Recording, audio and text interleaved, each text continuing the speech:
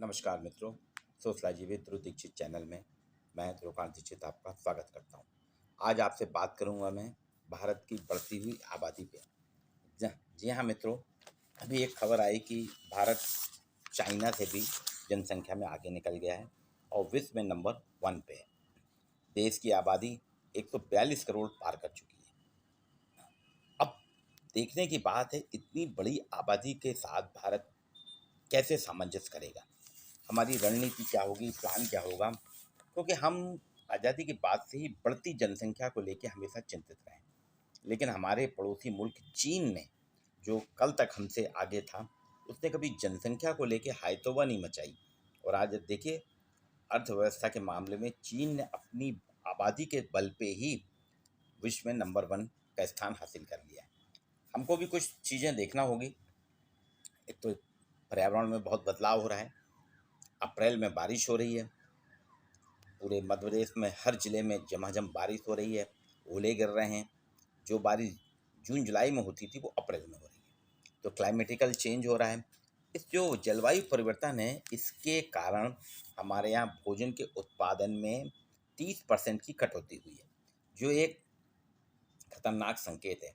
क्योंकि हम पारंपरिक रूप से जो हमारी खेती होती थी, उस खेती में क्लाइमेटिकल चेंज या जलवायु परिवर्तन के कारण बहुत सारा बदलाव आया है।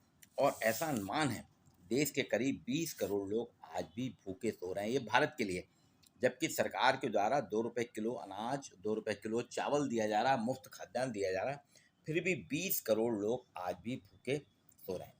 भारत में एक चीज़ और है कि भारत में जो है खाद्यान्न के बारे में जब चर्चा की जाती है, फूड कॉरपोरेशन ऑफ इंडिया के आंकड़े और भी अन्य संस्थानों के आंकड़े जो बताते हैं, हम 40% भोजन की बर्बादी करते हैं। प्लेट में ले लेते हैं खाना और छोड़ देते हैं। हमको 2 रोटी चाहिए, हम लेंगे 4। सब्जी हमको चाहिए 2 रोटी के हिसाब से, थोड़ा कम लेना चाहिए, हम लेते हैं उसको 4 रोटी के हिसाब से और बाद में उसको फेंकते हैं। तो 40% भोजन की बर्बादी होती है। जितने भी हमारे यहाँ आजकल मैरिज होती हैं, तो मैरिजेस वगैरह में कम से कम स्टॉल ही लगते हैं। फूड स्टॉल जो लगते हैं वो 25-50 प्रकार के लगते हैं। हर आदमी एक एक पीस चखता है और छोड़ता जाता है। तो ऐसा अनुमान है कि 40% भोजन की हम बर्बादी कर रहे हैं।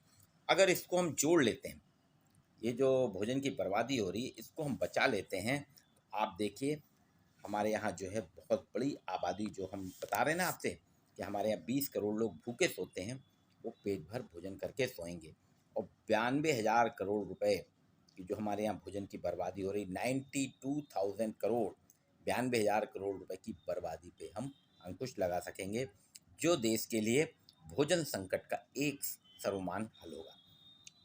एक आंकड़े बता रहे हैं कि हमारे यहाँ जो है 2050 तक आज की तुलना में 70% और भोजन की हमें आवश्यकता होगी। जैसी आबादी बढ़ रही है, उसके कंपेरिजन में 2050 तक हमको 70% और ज़्यादा भोजन लगेगा। ये क्लाइमेट के बारे में चर्चा करते डॉक्टर अनिल प्रकाश जोशी जी ने बताया, जो कि पद्मश्री से संबंधित पर्यावरणित हैं, पर्यावरण की चर्चा करते हैं और पर्यावरण के बारे में लेख लिखते हैं। उन्होंने दैनिक भास्कर में लिखा था, डॉक्टर अनिल कुमार जोशी ने, कि 2050 तक हमको 70% और भोजन की आवश्यकता होगी।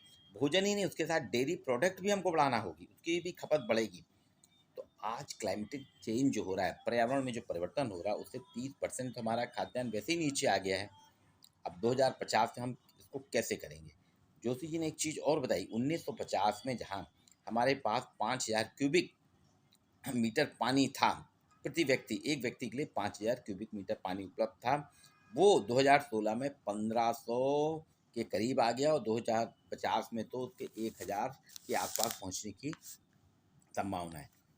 बढ़ती शहरी आबादी ने हमारे भूमिगत जल स्रोतों का इतना ज़्यादा दोहन किया है, अब धीरे धीरे बहुत से शहर डार्क जोन में आ गए। हमारे यहाँ अंडरग्राउंड वाटर खराब हो चुका है, डार्क जोन में हम जी रहे हैं और वन क्षेत्र भी हमारा घट रहा है, क्लाइमेटिकल चेंज हो रहा है।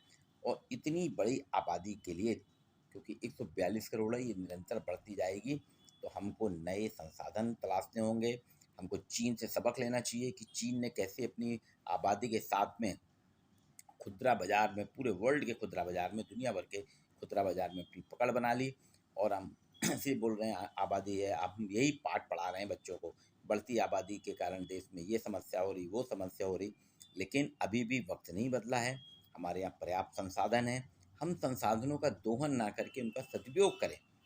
हमारे पास संभावनाएं बहुत हैं, युवा शक्ति है, पर्यटन की दृष्टि से भी हम उपयोग कर सकते हैं, पर्यावरण के संकट को हम दूर कर सकते हैं। और मैंने पहले ही कहा कि फूड की जो बर्बादी है उसको रोकें अगर हम, तो 92,000 करोड़ रुपए की जो बर्बादी हम कर रहे हैं ना, उस पर अंकुश कर सकते हैं। और अपनी आबादी का नियंत्रण करने के साथ साथ, आबादी का नियंत्रण तो जरूर है, लेकिन आबादी के नियंत्रण के साथ हमें उसका नियोजन, प्लानिंग भी करना होगी। अगर हमने अभी तक बिना किसी प्लानिंग के हम आबादी पे नियंत्रण पे ध्यान नहीं दे रहे हैं, हम आबादी नियंत्रण के लिए बहुत से संसाधन का प्रयोग करते हैं लेकिन प्रॉपर नियोजन नहीं कर रहे हैं, उसके कारण क्या है कि आज हम देश में नंबर 1 हो गए हैं। लेकिन इस आबादी जो हमारी है 1 नंबर की, इस 1 नंबर की आबादी का ही हमको प्रयोग करके दुनिया में सर्वश्रेष्ठ होना है, चीन से भी आगे निकलना है। तो इस पर सोचें, विचार करें, मेरी वीडियो को लाइक कीजिए।